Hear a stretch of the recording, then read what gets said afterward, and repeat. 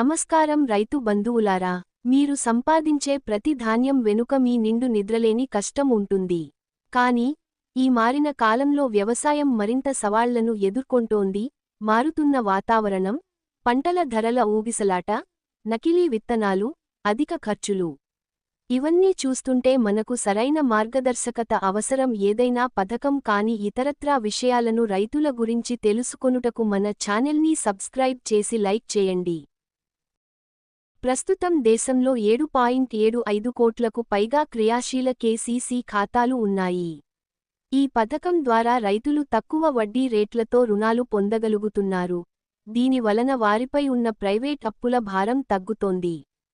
Kisan credit card ద్వారా ప్రతిష్టాత్మకంగా రుణాలు ఇచ్చిన మొత్తం 4.26 లక్షల కోట్ల 2014 నుంచి 10.05 లక్షల కోట్ల 2024 డిసెంబర్ కు పెరిగింది. వ్యవసాయ రంగానికి మొత్తం రుణ ప్రవాహం రూ. 7.3 లక్షల కోట్ల నుంచి 25.49 లక్షల కోట్లకు పెరిగింది. రుణ ప్రక్రియలో పారదర్శకత పెంచేందుకు మరియు సులభతరం చేయడానికి ప్రభుత్వం 2023 ఆగస్టులో కిసాన్ రుణ్ పోర్టల్ను కూడా ప్రారంభించింది.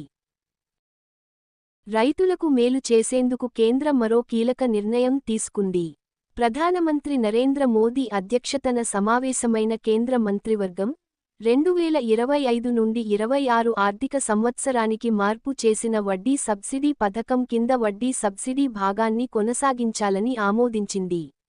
దీని ద్వారా దేశవ్యాప్తంగా 7.75 కోట్లకు పైగా కిసాన్ క్రెడిట్ కార్డు లబ్ధిదారులు లాభపడనున్నారు.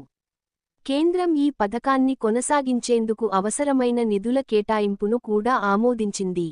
మే 28న విడుదలైన అధికారిక ప్రకటన ప్రకారం 2025 నుండి 26 ఆర్థిక సంవత్సరానికి మార్పు చేసిన వడ్డీ సబ్సిడీ పథకం కింద వడ్డీ సబ్సిడీ భాగాన్ని కొనసాగించేందుకు కేంద్ర మంత్రివర్గం ఆమోదం తెలిపింది.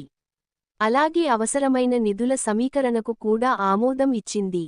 మార్పు చేసిన వడ్డీ సబ్సిడీ పథకం అంటే ఏమిటి? వడ్డీ సబ్సిడీ అనేది ప్రభుత్వం అందించే ఆర్థిక సాయం. ఇది రైతులు తీసుకునే రుణాలపై వడ్డీ భారం తగ్గించేందుకు ఉద్దేశించినది. పథకం కింద రైతులకు 3 లక్షల వరకు కేవలం 7% వార్షిక వడ్డీతో చిన్నకాలిక వ్యవసాయ రుణాలు అందిస్తారు. ఇందులో అర్హత కలిగిన రుణ సంస్థలకు 1.5% వడ్డీ సబ్సిడీని కేంద్రం అందిస్తుంది. ప్రమాణిత కాలానికి లోపల రుణాన్ని తిరిగి చెల్లించే